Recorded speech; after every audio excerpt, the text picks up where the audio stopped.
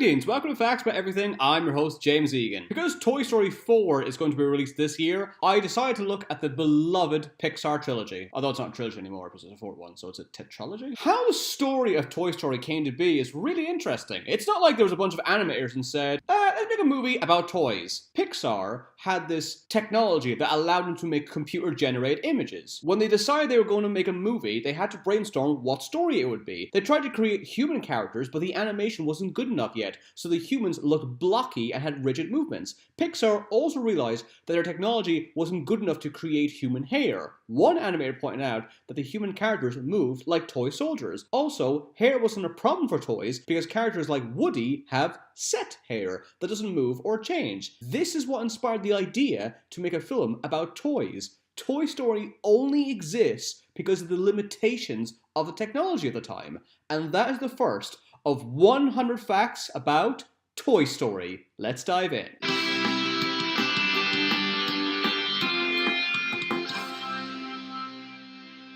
When the director, John Lasseter, showed the script to the producers in 1993, it was absolute chaos. Woody came across as an arrogant jerk, and Buzz Lightyear was annoyingly stupid. Hi, pal, what you doing? I'm Tempest from Mars! Yeah, what's his butt?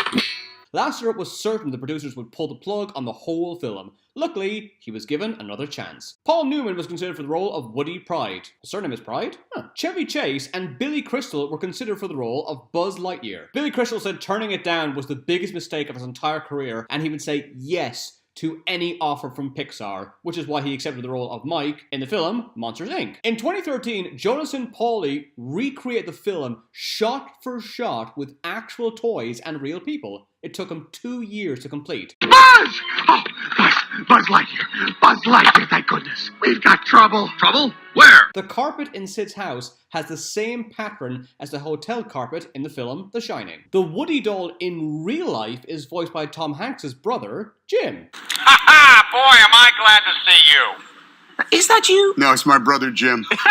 Avengers director Joss Whedon created the character Rex the Dinosaur. The original title was You Are a Toy. The film was nearly called Made in Taiwan and Toys in the Hood. Made in Taiwan is a terrible idea. Kids wouldn't even understand what that means. They wouldn't even know it's a place. The film cost only $30 million. It made over $373 million at the box office. Less than $400 million, that doesn't sound like a lot. But this was back in the 90s. In fact, this was the most successful film of 1995. John Ratzenberger voices Ham. He has appeared in almost every single Pixar film. Jim Varney voices Slinky. Varney is best known for playing the titular character in the Ernest series. John Morris voices Andy Davis. He voices the character in every movie. Renowned magician Penn Jillette voices the TV announcer on the commercial when Buzz learns he is a toy. Buzz Lightyear! The world's greatest superhero, now the world's greatest toy! I saw Penn Jillette live recently. He was very tall. After the 1993 film Jurassic Park was a blockbuster, the writers thought it'd be funny if the dinosaur toy was the least intimidating character. This was how Rex was created. Mickey Mouse can be seen as one of the clouds in Annie's wall at the start of the film. The hardest scene to write was Buzz and Woody's argument at the gas station. Buzz Lightyear's name is based on Buzz Aldrin. Buzz's face is based on the directors. RC is a remote control car that tells the toys that Woody tried to get rid of Buzz. Since RC can't talk, he communicates through screeching sounds. This idea came from the TV show Lassie, where people had to gauge what Lassie was saying based on her barking. Each of the army men have bits of plastic sticking out of the body. This was a problem the toy soldiers had in real life, and the animators added it for authenticity. That's why everyone loves Pixar. They always go the extra mile. Buzz Lightyear was supposed to be a quarter the size of Woody. He originally had a red spacesuit. The suit was changed to white, so it resembled the suit that astronauts wear. Also, Buzz Lightyear was going to be called Lunar Larry. The aliens were voiced by various Pixar crew members. Also, their voices aren't altered in post-production. They had to suck in helium before recording their lines. When Shark wears Woody's hat, he says, "Look, I'm Woody. Howdy, howdy, howdy." This is a reference to a Far Side comic strip where a vulture wears a cowboy hat and says, "Hey everyone, look at me, I'm a cowboy. Howdy, howdy, howdy." I love Far Side, and I never got that reference. When Woody talks to Slinky on the bed, there's a drawing of Woody in the background. This doodle was an early sketch of Woody. Tom Hanks screams so much as Woody, he suffered chest pains for 3 days after most recording sessions. Woody's meeting before the birthday party required more rewrite than any other scene. The Pizza Planet truck in this film appears in nearly every Pixar film. Pixar contacted the United States Marine Corps to make sure all the gestures that the army men used were authentic. Only Pixar would make a movie about toys, and and focus on realism. When Buzz acts hysterical as Mrs. Nesbit, Woody whacks him with his own dismembered arm. The creators took this idea from Arnold Schwarzenegger. When Schwarzenegger was shooting Commando, he wanted a scene where he blows a man's arm off and then beats the man to death with it. Although this concept was not used for the film, the idea of hitting someone with their own dismembered arm was incorporated in Toy Story. So, Commando inspired this film?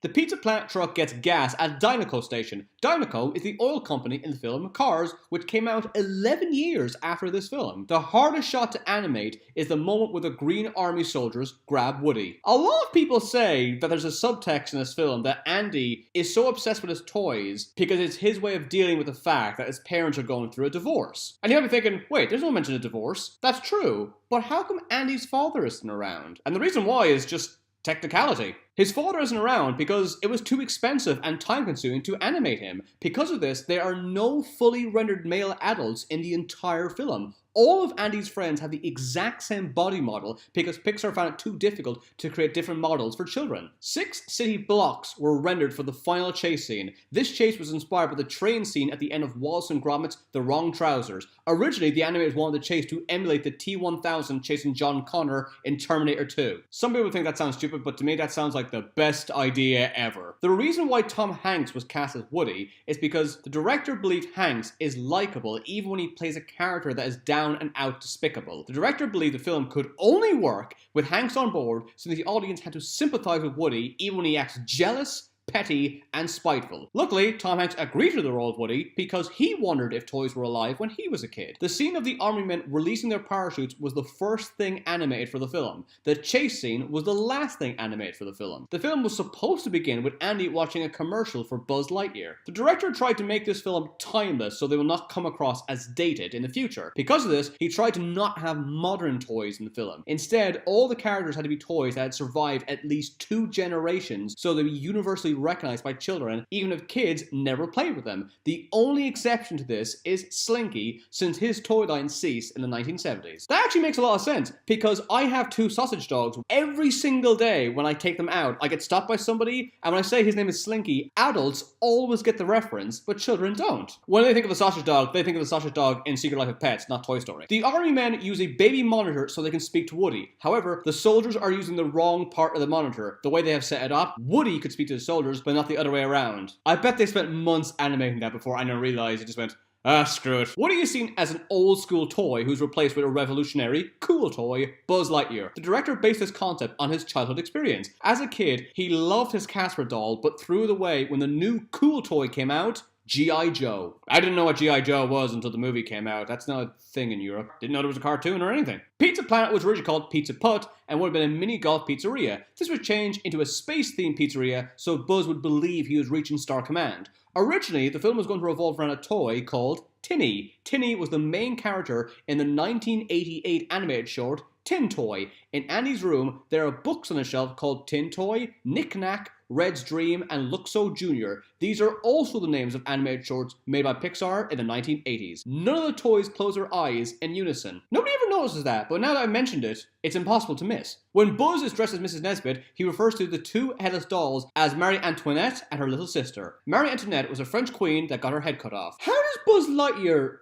know Marie Antoinette got decapitated? He just found he was a toy 5 minutes ago. Bob Dylan was supposed to write music for the film. In the original ending, Barbie would drive her Corvette off the moving truck and rescue Woody and Buzz from Sid's dog. This idea was scrapped after Barbie's company, Mattel, refused to allow the character to appear in the film. Sid's dog is called Scud. He is named after the Scud missiles that Saddam Hussein used during the Persian Gulf War in 1991, and yes, this is a children's movie. The film is 81 minutes, making it the shortest Pixar movie. Sid Phillips is based on a former Pixar employee who used to dismantle toys and use their parts to make bizarre scenarios. It's also worth mentioning that the creators don't believe Sid is evil, since he would never destroy toys if he knew they were alive. Every kid did what he did. The toy company, Hasbro, allowed the film to use G.I. Joe toys. However, when they learned that one of the characters was going to be blown up, Hasbro told Pixar that G.I. Joe was not allowed to be named throughout the film. When Woody dunks his head into a bowl of cereal, no milk spills out because the animators simply couldn't animate liquid properly at the time. Laurie Metcalf voices Andy's mom. She is best known for playing Jackie Harris in the TV series Roseanne and Mary Cooper in The Big Bang Theory. The film was nearly a musical. The director pitched the film to the studio by saying, "What if your toys were looking for you as hard as you were looking for it?" The animators bought tons of toys and took them apart to see how they make them move accurately. See,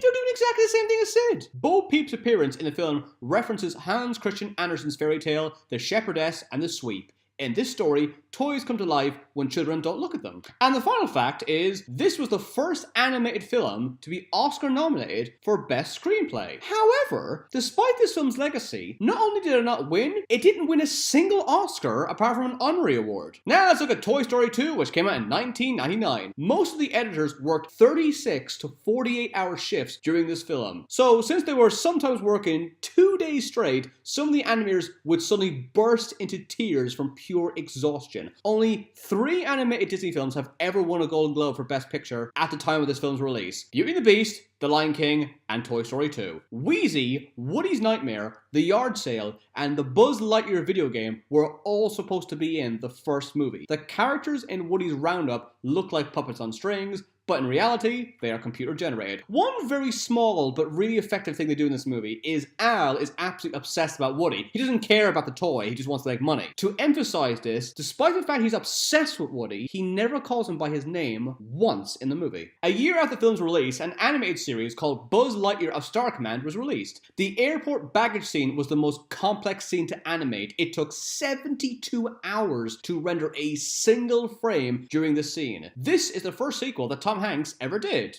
Okay, let's look at some of the voice actors. Wayne Knight voices Al. Estelle Harris voices Mrs. Potato Head. Both actors work in the TV series Seinfeld. Jodie Benson voices Barbie. She voices Ariel in The Little Mermaid. Andrew Stanton voices Zurg. Stanton wrote all the Toy Story movies and directed Finding Nemo, Finding Dory, A Bug's Life, and Wall-E. John Lasseter voices Blue Rock'em Sock'em Robot. Lasseter directed Toy Story and Toy Story 2. Lee Unkrich voices Red Rock'em Sock'em Robot. He directed Toy Story 3. And Jim Varney once again voices Slinky. He died 3 months after the film was released. He was replaced by Blake Clark in Toy Story 3. When Buzz Lightyear is arrested by the other Buzz, he says, "You are in direct violation of Code 6404.5. This is a law in California that bans smoking in public places." In the original script, Bullseye could talk. Wheezy is based on Linux's mascot, Tux. Mr. Potato Head stops a door from closing by hurling his hat at it like a frisbee. He performed the same motion as Oddjob from the film Goldfinger when he throws his hat. Jessie tells Woody how she was abandoned in the song When She Loved Me.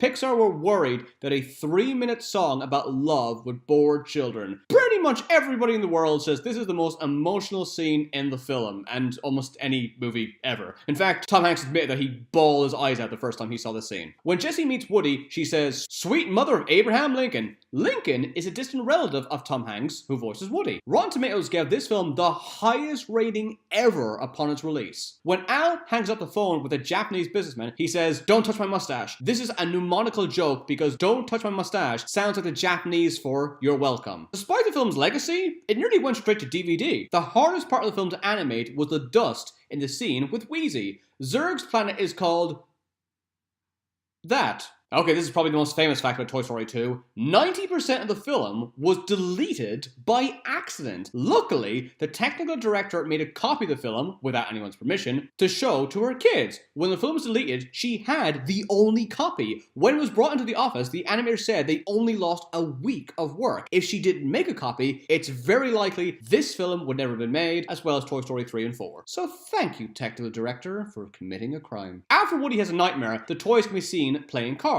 All the cards are the ace of spades. In fortune telling, this card represents death. The old man that fixes Woody's arm is called Jerry. He was in the Pixar short Jerry's Game. The candy that Buzz flies through was created for A Bug's Life, but was never used.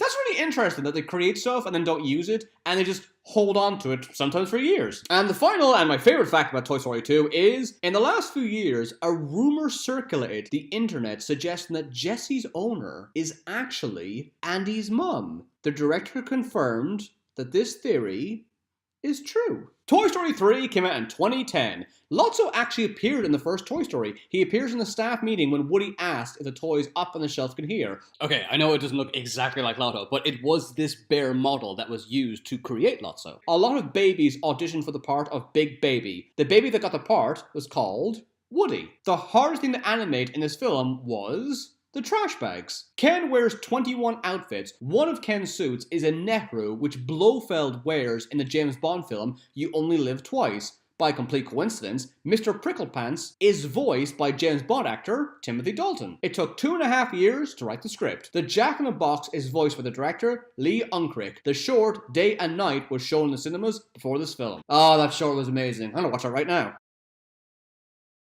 Yeah, it's still epic. The Western in the beginning was supposed to be in the first film. The animators said they watched pretty much every prison movie to prepare for the film. The animators found Cool Hand Luke to be their most inspirational movie. The director had his son, Max, draw Daisy's name on Big Baby's pendant. At one point, Barbie says, "Authority should derive from the consent of the governed, not from the threat of force." This is an exact quote from the Declaration of Independence, which Barbie has read. Lotso was originally going to be a Care Bear. Pixar have wanted to make a teddy bear as a villain since 1990. The film spawned a series of shorts including Hawaiian Vacation, Small Fry, Partysaurus Rex, Toy Story of Terror, and Toy Story That Time Forgot. Jess and Buzz's dance in the end credits was directed by the choreographers of the show Dancing with the Stars. The peas in a pod are based on the Vegemite toy. The film concludes with a shot of clouds that look exactly like Andy's bedroom wallpaper in the first film. Don Rickles voices Mr. Potato Head. Some reports state that this is the last film he worked on before he died. However, he voiced Frog in Zookeeper, which came out a year after this film.